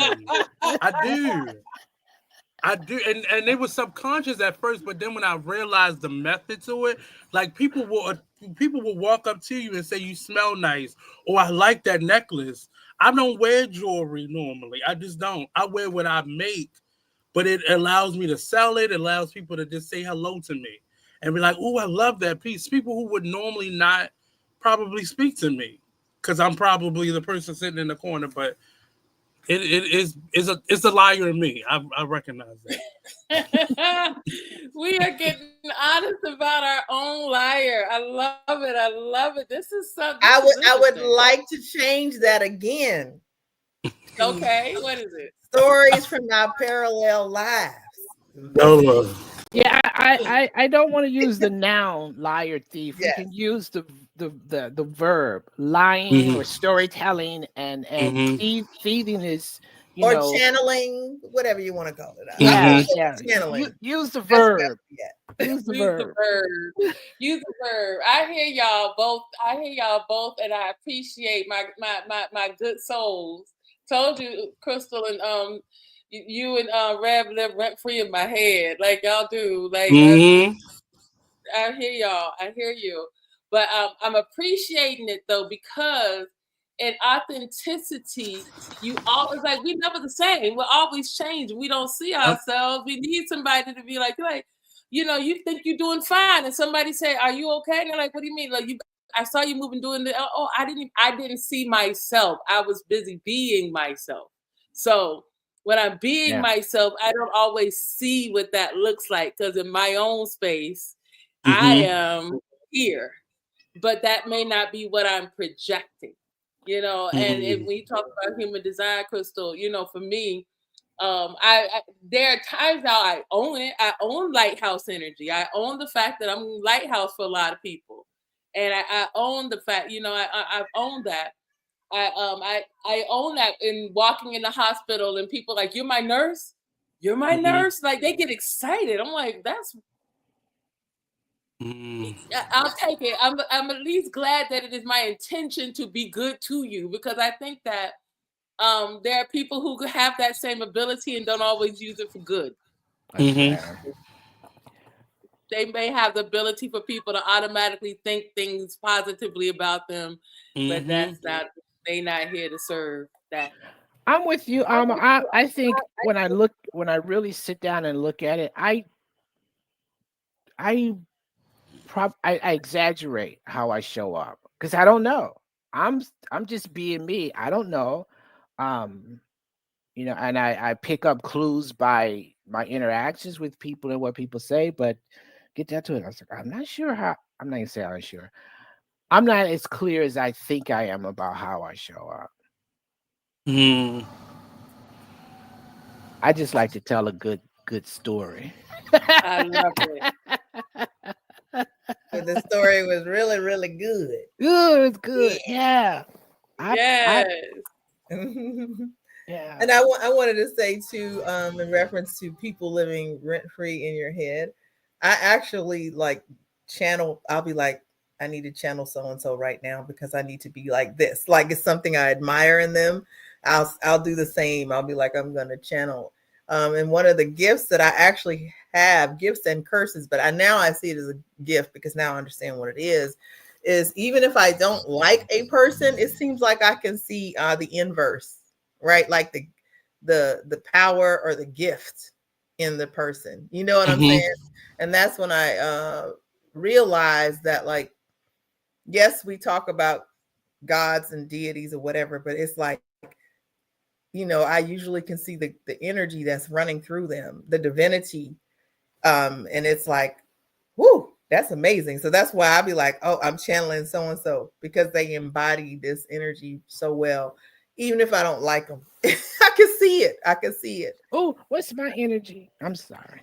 I was just about to say that's a good way Well, for us to transition out. Like, yeah. how do we? What was, like, not even the first impression, but what energy do you get from the person beside you or across from you right now?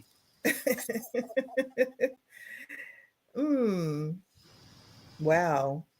That's a That's a loaded question. well, it's a lot. A lot. Because it's a lot because there's all these things running through my mind. I'm thinking about how me and Amma know each other for 20 years, 20 plus, right? And it's only been the last, what, 7? Has it been that long? I don't know how long it was. How we were kind of like cycling around each other. That's one of the first things that came to my mind. And then with you guys for the first show, I was just celebrating the energy of the masculine divine. Okay.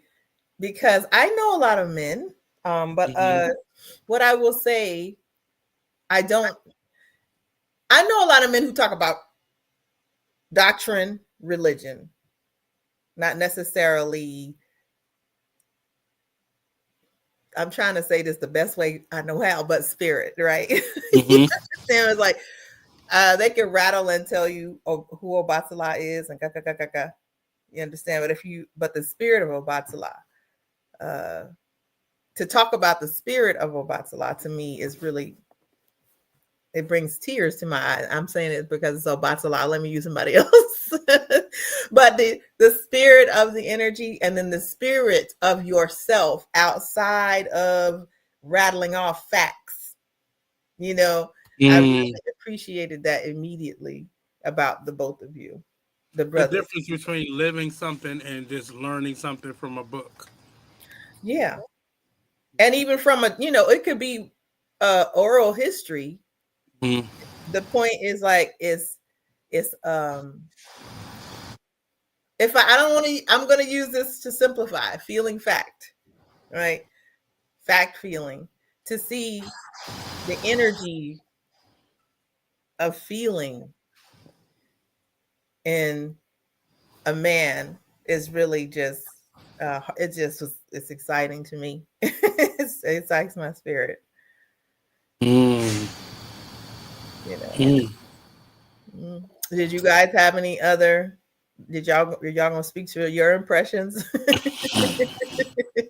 Or was that for me to say? What was the energy? What was the vibe? I'll Yeah. say when I first met Alma, she was in this red dress, and we were backstage. And I am not a hugger. I'm not. I've learned to be one from all the artists in my space, and it's real now. It used to be fake, but it's real now. But I felt the need to like hug her, and we have a picture of her in that red dress and her and I together. And I'd never met this lady a day in my life. And I felt the need to like approach you. And I didn't feel the need with anybody else that was backstage with us on that day. And I'm gonna be honest. And I knew all of them. Uh, but but that was the honesty for the two of you. Red Bear felt and I disclose this for Alma, but at this juncture, going into my 40s, I feel the need to be in kinship with males more so than I've ever felt growing up around women or having a lot of women friends, or just women people around me. I felt the need to be more connected to males or male energy in my life. So you felt familiar, um, but I think that was the energy you were putting off. You were being welcoming.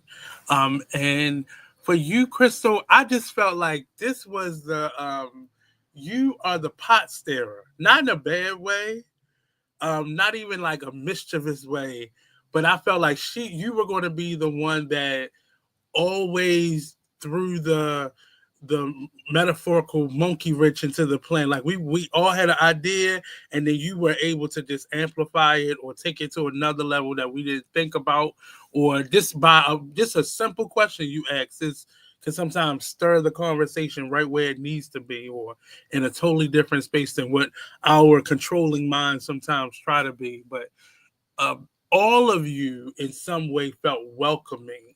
And I don't get that energy from a lot of people, because sometimes people are thrown by me, and then they retreat or they get, hesitant. But you all felt very welcoming for different reasons, though.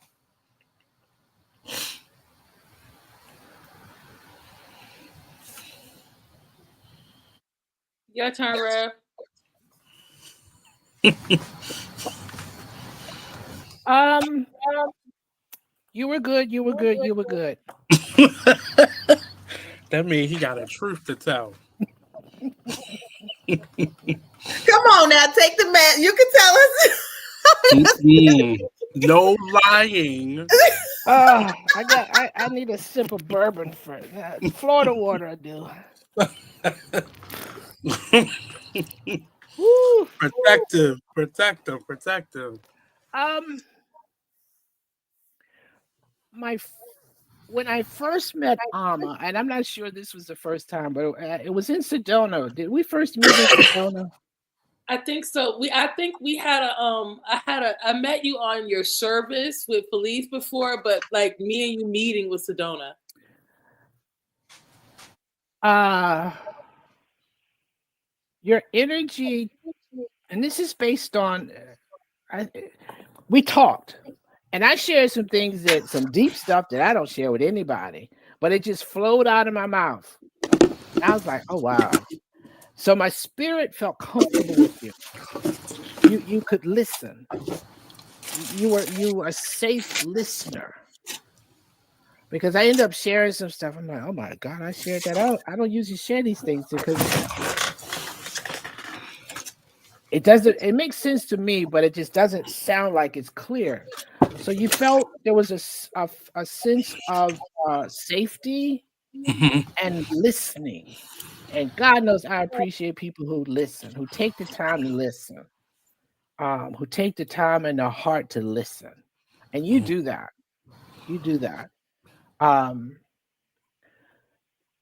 Crystal, I'm not quite sure, but the Obatala energy just rings and rings and rings and rings and rings with you. Um, and it's that my experience with Obatala energy for some people is layered wisdom.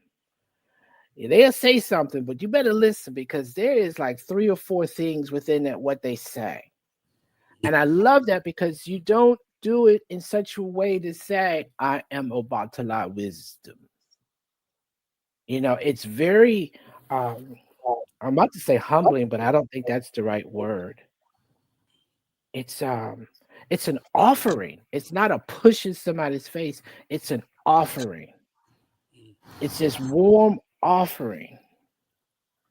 And Nate tickles me. You tickle me so much. Probably because I'm like, yep, I used to be that way. I used to think that way. I used to think that way. I did. Yep, I still think that way. I still think that way. So there's a reflection going on with you, with me, with you. I so appreciate how you hold space. Everyone can't hold space. And it's more than just being the facilitator of this. That's the mechanics of it. But there's a spiritual component too that happens with you, that you hold the space for this to happen. And um, that's a gift. To me, that's a gift. And I recognize that in you, to be able to hold space. And you hold it in such a way that so many things can be going on. And you're aware of them, but it doesn't deter from you holding space. So I'll share that. Me, I just tickle myself at how much I talk on this podcast. I love to talk, but then I find out I talk, and some of the things that come out of my mouth, it's like I get tickled. I just get tickled. So I need to learn how to manage my energy, my mouth. No, I love it. I love it. I was like, yes. That's a different kind of stirring of the pot. Yes, I was gonna say Rev is another pot stirrer. Like Rev is my monkey wrench. Not even monkey wrench. Rev is he gonna throw something. He gonna throw a pebble in the water. Like something going. He might drop a boulder in the kiddie pool. Like things happen with Rev in terms of alternate perspectives. And so yes, I would in terms of energy, definitely with Rev, the listener, the laugher. He is a trickster in truth and form. Rev is absolutely a trickster energy. And it's funny. I think we talked one time. He said, I realized that I said, well, I said, what would you do if you had no doubt? He's like, I'd be bored. I wouldn't. He needs drama. He keeps. So if he has a flair for yes. I think So he said that's that the last time. yes, he has that. So that's the energy with Rev when we met in Sedona again. I had it was one of those. I was like, I felt like I was sitting by a superstar. Don't ask me why. I didn't know anything about who or what you did at that time. I just felt like I was like getting to know this, like, who is he? Who is this this spiritual being of, and then he started talking about chicken wings and getting a plate of chicken wings and then some hot sauce. And he didn't say hot sauce. I put hot sauce on there. But again, I enjoy the trickster energy. Crystal, my gosh, when she came back around the corner when we started, it's like we were dancing around each other, like she said, and we were in the same city, didn't see each other, like same city, didn't see each other, and then connected back, and it's almost as though I don't know what would I do if I did not have Crystal? Who do I turn to? Like in terms of that reflection energy. So Crystal is my I am. She definitely is like, she is the one who has been affirming me to not give a damn about what these other people, the conditioned self in me that said, but what about, she's like, what about it? Like that's the energy that she has helped me to activate in a really strong way. And I love how we dance in the same mindset with patterns. I love the patterns that we create. And then Nate, oh my gosh. Nate, I remember when I first met you when we did one of the earlier podcasts with you in studio. And we were supposed to go diving out of planes. I don't know if I'm still trying to go diving out of planes. 45. I've already planned it. 45. I just gotta come down. Okay, I'll go with you. I'm gonna go with you. I gotta come down a couple LBs and I'm there. Okay, we're gonna go on that LBs. So what I found was that what I've always felt with you was this, and it feels played, but it's just real. It's nephew energy. It's like little brother energy. It's like, that's my dude energy. And he's grown little brother. Like he's grown little brother energy.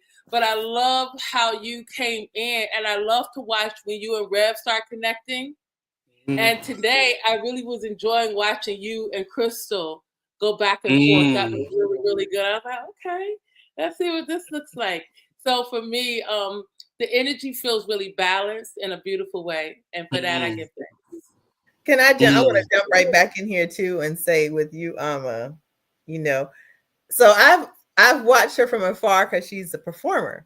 You see, so I would see her at the events. She would be doing her thing, you know what I'm saying? I'm like, hey, but I was really like a distance from like all of that. You understand what I'm saying? So I would be more like in the audience. But when we reconnected, so I was like, this is one of the few people that when I'm talking, I don't see the people, their eyes might glaze over because what the fuck is she talking about right now?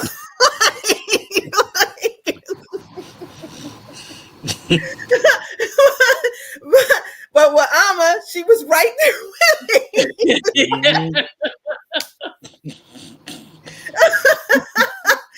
There we go. Right. This is what I'm saying. I was like, what? Oh, wow. That was like a trip. You know what I'm saying? That was like a trip. That was amazing to me. Because, even amongst the deep people and the mystic people, you start talking about certain things, they still go, This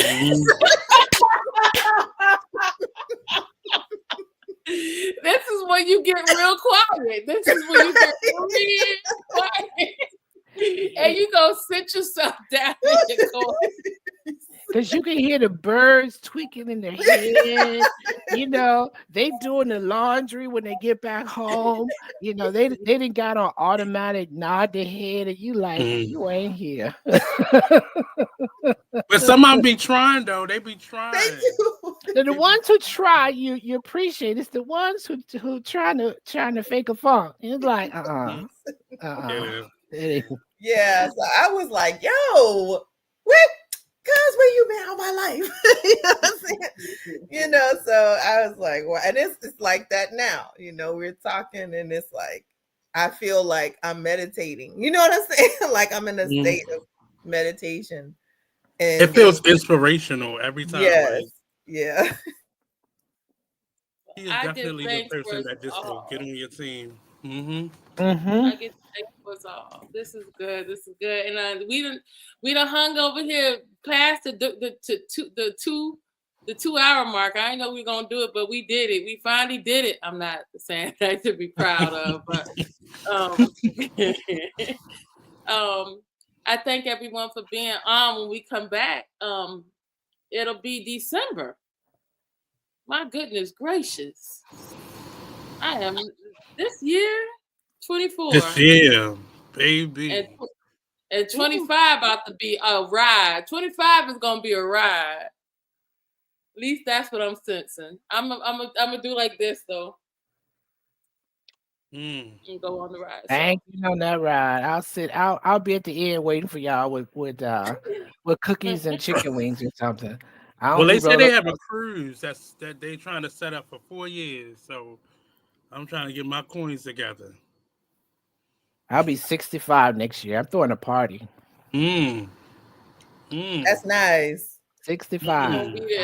By the time I get here, it'll probably be a party of one, but it's gonna be a party. Because I'll weed. I don't know. 10 people. No lunch. No, just me and a bucket of chicken wings, and we're gonna have a good and a Diet Pepsi with crushed ice, and we're gonna have a good time. We're gonna get online and have our chicken wings. It's all good. Whew. I done laughed so good. Y'all have cracked me. It's been good. I enjoyed that.